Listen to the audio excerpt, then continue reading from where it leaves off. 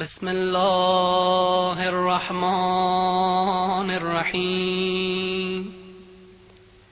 السلام علیک یا حجة الله فی ارضه. السلام علیک یا عین الله فی خلقه. السلام عليك يا نور الله الذي يهتدي به المهتدون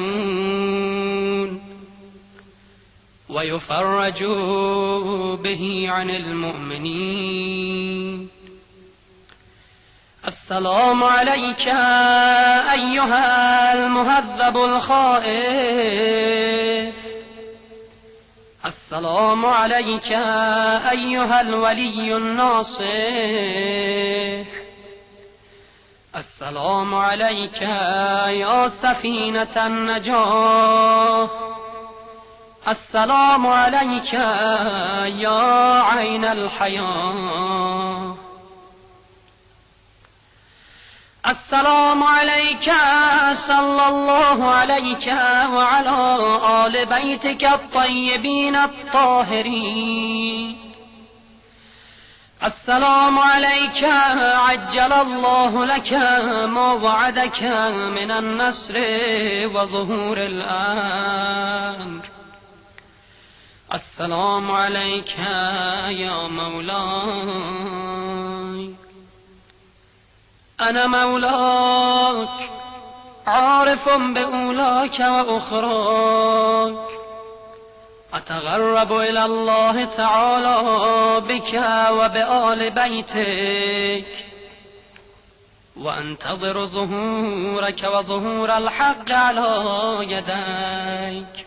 وأسأل الله أن يصلي على محمد وآل محمد وأن يجعلني من المنتظرين لك والتابعين والناصرين لك على أعدائك والمستشهدين بين يديك في جملة أوليائك. يا مولاي يا صاحب الزمان صلوات الله عليك وعلى آل بيتك. هذا يوم الجمعة وهو يومك المتوقع فيه ظهورك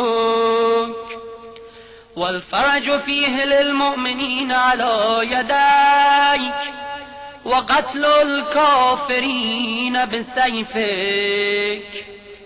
وأنا يا مولاي فيه ضيفك وجارك.